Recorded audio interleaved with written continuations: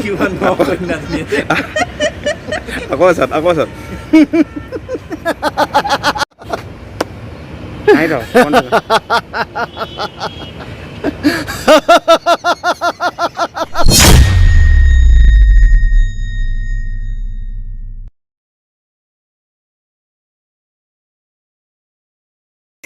হাঁহি দিয়ে বে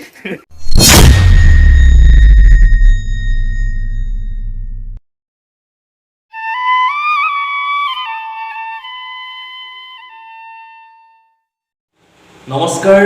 আমাৰ প্ৰিয়সমূহ শ্ৰোতা বন্ধু তথা দৰ্শক প্ৰেমী ৰাইজসকল আৰু আজি এয়া আপোনালোকৰ আগত মই শ্ৰীমান ঋতু গোস্বামী এতিয়া আহিছোঁ মূল আলোচ্য বিষয়ভাগিলৈ আজি কিছুদিন পূৰ্বে আমাৰ আৰজি প্ৰডাকশ্যনৰ বেনাৰত নিৰ্মিত এখন সম্পূৰ্ণ নতুন ৱেব ছিৰিজ হেকাৰ আমি ইতিমধ্যে মুকলি কৰিছিলোঁ আৰু অৱশ্যে আমি এটা খণ্ডহে মাথো মুকলি কৰিছোঁ বৰ্তমানলৈকে ইয়াৰ পিছৰ খণ্ডসমূহ অতি শীঘ্ৰে আমি আপোনালোকৰ মাজলৈ লৈ আহি আছোঁ এতিয়া সেই হেকাৰৰ প্ৰথম খণ্ডতেই দৃশ্যগ্ৰহণৰ যি মুহূৰ্ত সেই দৃশ্যগ্ৰহণৰ মুহূৰ্ত আজি আমি আপোনালোকৰ সৈতে আজি শ্বেয়াৰ কৰিব বিচাৰিছোঁ গতিকে পলম নকৰি দৃশ্যগ্ৰহণৰ মুহূৰ্তত হৈ যোৱা সেই ধেমেলীয়া সময়খিনি আমি আপোনালোকৰ আগত এবাৰ দেখাব খুজিছোঁ গতিকে পলম নকৰি আহকচোন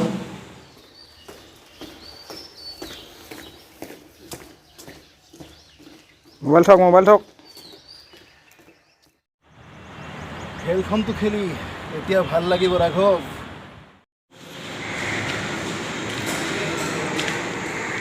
আৰু এয়া শ্বুটিঙৰ কাৰণে কিবা কেমেৰা ঠিক ঠাক কৰি লোৱা হৈছে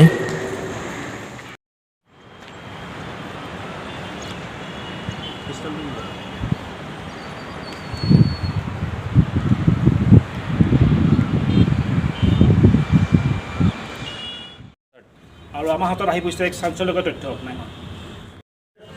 নমস্কাৰ আজি নিউজ টিভিত আপোনালোক সকলোকে স্বাগতম জনাই এয়া ষ্টুডিঅ'ত মই সন্তোষ কুমাৰ বৰদলৈ ৰাজ্যৰ HSBC বেংকৰ পৰা হেক কৰা হৈছে 2,55,00,000 টকা আৰু আমি জনাইছোঁ আপোনালোকৰ সন্মুখত এয়াই যে বেংক যদিও আমাৰ এই ৱেব ছিৰিজখনি বৰ বিশেষ ডাঙৰ ৱেব ছিৰিজ নহয় এটা সৰু প্ৰকল্প তথাপিতো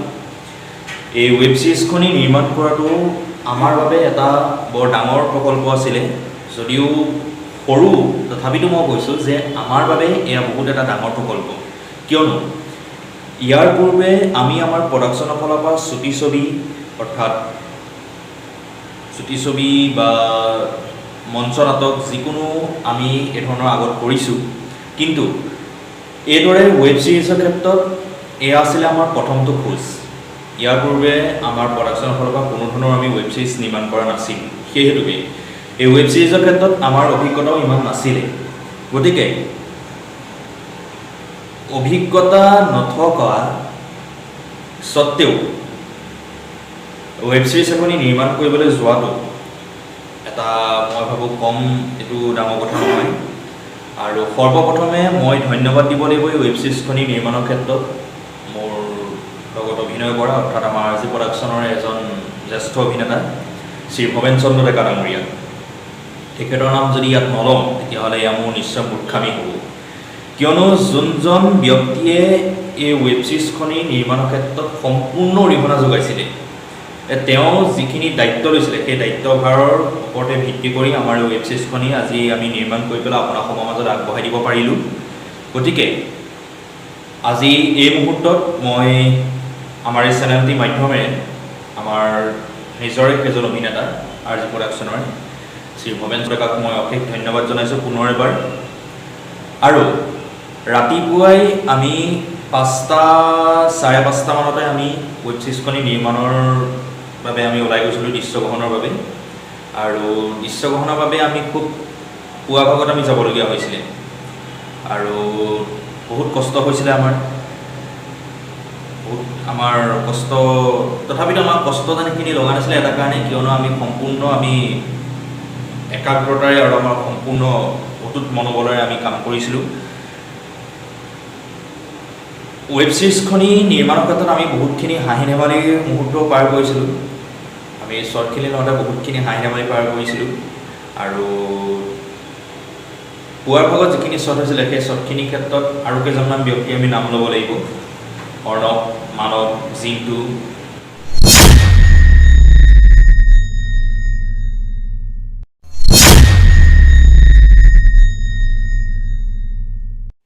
এই যুৱককেইজনে বহুত কষ্ট কৰিছিলে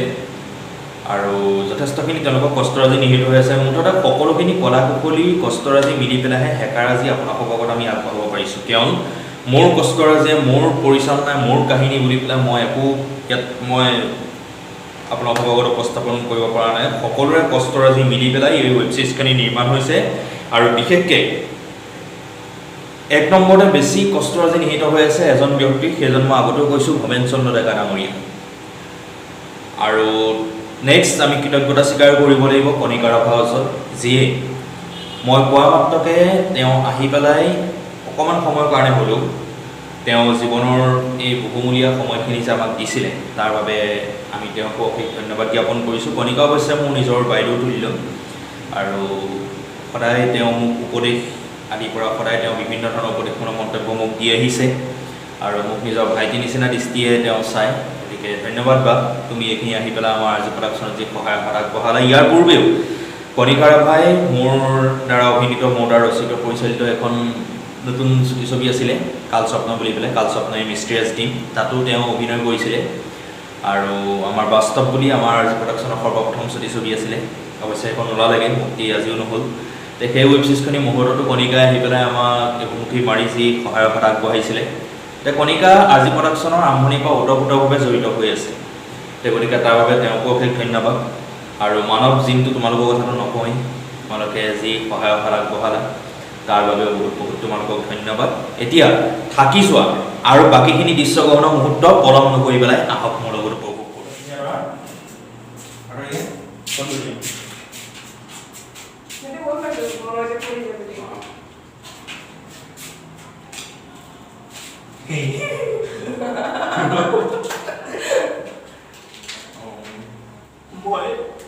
মই একো শান্তি থাকিব পৰা নাই দাদা আপুনি আহিব মই কাহিনী শুনো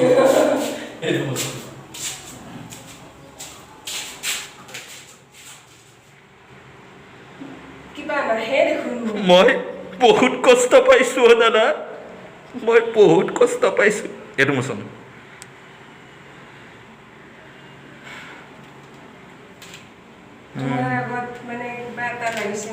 কি লাগিছে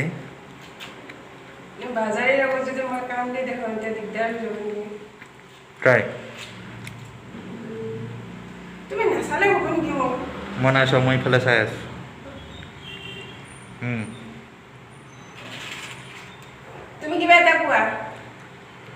তই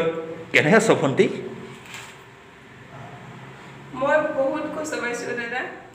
ৰঞ্জিত বুঢ়াগোহাঁই হৈছে এনেকুৱা এজন মানুহ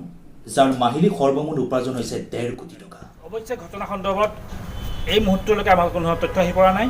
ব্ৰেক গ'ল মিটিং চেটিং কৰিলে বঢ়িয়া হ'ব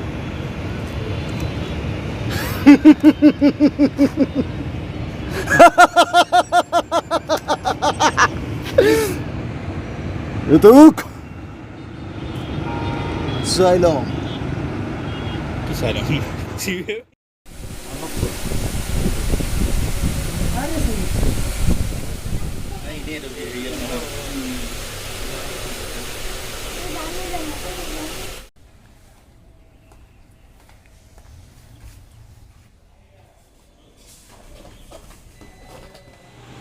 এতিয়া আহিছোঁ আৰু এজন অন্য ব্যক্তিৰ কথাক লৈ পেলাই যিজন মোৰকৈ বহুত ছিনিয়ৰ তেওঁ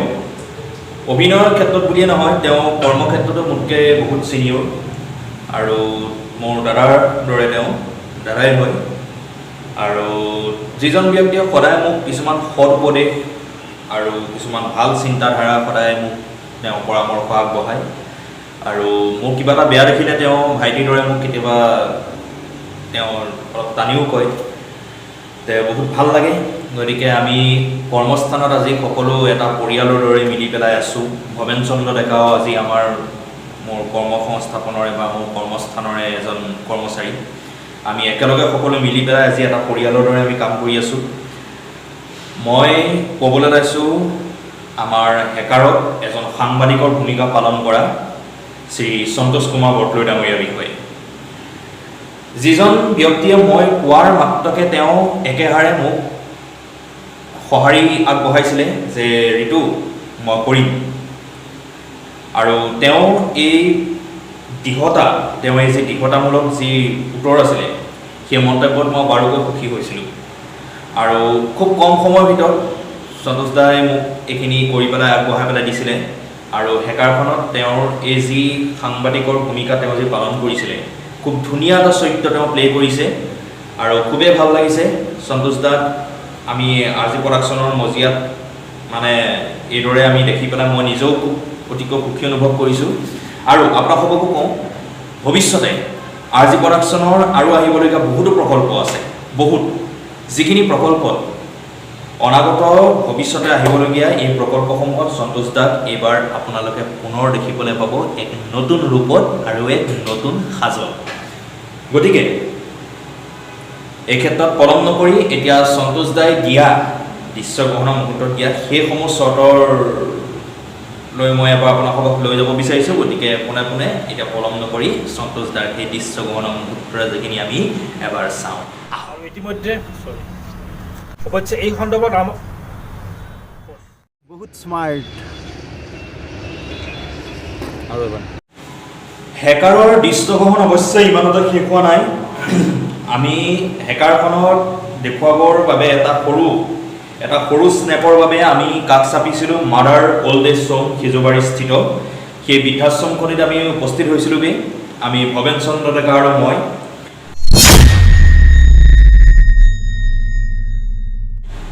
আৰু এটা সৰু দৃশ্যগ্ৰহণৰ বাবে সেই সময়ত সম্পূৰ্ণ পূৰা তলাবন্ধ হৰতাল চলি আছিলে সেই সময়ত, আৰু আমি বহুত সমস্যাৰ মাজেৰে আমি ভৱেন চন্দ্ৰ ডেকা আৰু মই গৈ সেই সিজুবাৰী স্থিত বৃদ্ধাশ্ৰমখনিত আমি সেই সৰু দৃশ্যগ্ৰহণৰ মুহূৰ্তটি আমি লৈছিলোঁ। তাৰ বাবে সিজুবাৰী স্থিত সেই বৃদ্ধাশ্ৰমখনি সমূহ কৰ্তৃপক্ষলৈ আমাৰ RG প্ৰডাকশ্যন তৰফৰ পৰা মই শ্ৰীমান ঋতু গোস্বামীয়ে অশেষ কৃতজ্ঞতা জ্ঞাপন কৰিছোঁ। আৰু লগতে ভাস্কৰ জ্যোতি শৰ্মা ডাঙৰীয়া, আপুনি আমাক সেই বৃদ্ধাশ্ৰমখনিত গৈ পেলাই এই শ্বটটি ল'বলৈ যিখিনি আমাৰ সুযোগ সুবিধা আপোনালোকে প্ৰদান কৰি দিছিলে তাৰ বাবে আপোনাকো আমি এই RG প্ৰডাকশ্যন চেনেলটিৰ মাধ্যমেৰে আমাৰ তৰফৰ পৰা আমি পুনৰ এবাৰ আপোনালৈ অশেষ কৃতজ্ঞতা জ্ঞাপন কৰিছোঁ। ভনীজনী ঠিক ঢুকুৱা 2 মাহৰ পিছতে দেউতা মোক অকলশৰীয়া কৰি এৰি থৈ গুচি গ'ল। ঘৰখনত যে মই বৰ অকলশৰীয়া অনুভৱ কৰিলোঁ ছাৰ। আৰু হেকাৰৰ বিজ্ঞাপনৰ উদ্দেশ্যে আমাক সহায় কৰিছিলে অসমৰ এখন নতুন আলোচনী পূৰ্বদিশ কৰ্তৃপক্ষই আমাক এই বিজ্ঞাপনৰ ক্ষেত্ৰত যথেষ্ট সহায় কৰিছিলে। এপ্ৰিল আৰু মে এপ্ৰিল নহয় কিয়নো মে আৰু জুন, এপ্ৰিল মাহত মেগাজিনখনে মুক্তি লাভ কৰিছিলে সমগ্ৰ অসমতে, আৰু মে আৰু জুন মাহত এই 2 মাহতে আমাৰ হেকাৰৰ বিজ্ঞাপন পূৰ্বদিশ কৰ্তৃপক্ষই প্ৰচাৰ কৰিছিলে তেওঁলোকৰ আলোচনী।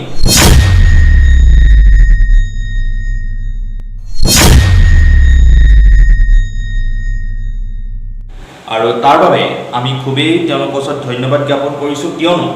আমি যিহেতু এই RG প্ৰডাকশ্যন চেনেলটি আমাৰ এটা নতুন পদক্ষেপ, ইয়াৰ যোগেদি আমি ৰাইজৰ ওচৰত বিভিন্ন ধৰণৰ সামাজিক বাৰ্তা আমি প্ৰেৰণ কৰাৰ উদ্দেশ্যে আমাৰ এই চেনেলটি নিৰ্মাণ কৰা হৈছে। কেৱল ইউটিউব আমাৰ টাৰ্গেট নহয়, আমাৰ টাৰ্গেট হৈছে আমি যিসমূহ সামাজিক বাৰ্তা আমি ৰাইজৰ ওচৰলৈ দিব খুজিছোঁ আমাৰ সেই বাৰ্তাখিনি যাতে ৰাইজৰ ওচৰত গৈ পায়গৈ, আৰু তাৰ বাবে আমাৰ ওচৰত কোনো বেলেগ ধৰণৰ প্লেটফৰ্ম নাই। OTT প্লেটফৰ্ম আজি আহিছে,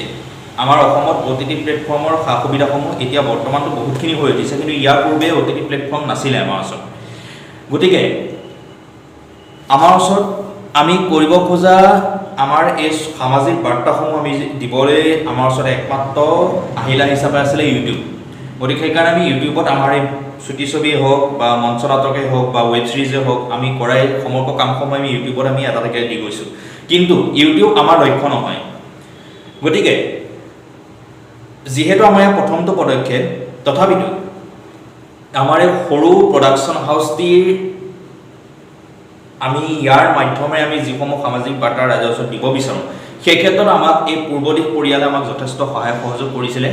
তেওঁলোকে আমাৰ বিজ্ঞাপন যে প্ৰচাৰ কৰিছিলে তাৰ বাবে মই পূৰ্বদিশ কৰ্তৃপক্ষলৈ অশেষ ধন্যবাদ আৰু বিশেষকৈ এই ক্ষেত্ৰত আলোচনীখনৰ সৈতে জড়িত মাননীয় অৰূপ ডাঙৰীয়া মাননীয় শ্ৰী পল্লৱ মহন্ত ডাঙৰীয়া এই দুইজন ডাঙৰীয়াকে আমি আমাৰ তৰফৰ পৰা অশেষ কৃতজ্ঞতা জ্ঞাপন কৰিছোঁ ভৱিষ্যতে অনাগত ভৱিষ্যতৰ দিনবোৰত আমি আপোনালোকৰ পৰা এইদৰে আৰু সহায় সহযোগ পাম বুলি আশা ৰাখিলোঁ গতিকে এতিয়া থাকি যোৱা সেই বাকী দৃশ্যগ্ৰহণৰ মুহূৰ্তসমূহ আমি আপোনালোকৰ মাজলৈ আগবঢ়ালোঁ আৰু হেকাৰৰ দ্বিতীয় খণ্ড লৈ পেলাই আমি অতি শীঘ্ৰে আপোনালোকৰ মাজলৈ আহি আছোঁ তেতিয়ালৈকে আপোনালোকে চাই থাকক আমাৰ এই RG প্ৰডাকশ্যন নামেৰে ইউটিউব চেনেলটি ধন্যবাদ খেলখনতো খেলি এতিয়া ভাল লাগিব ৰাঘৱ ইমান ওচৰলৈ আহিলে আপুনি বন্দুকটো সেইটো নহ'ব ইমানটো আপুনি দৰকাৰ আৰু পাছত থওক ইমানটো শেষে কৰিবহি আৰু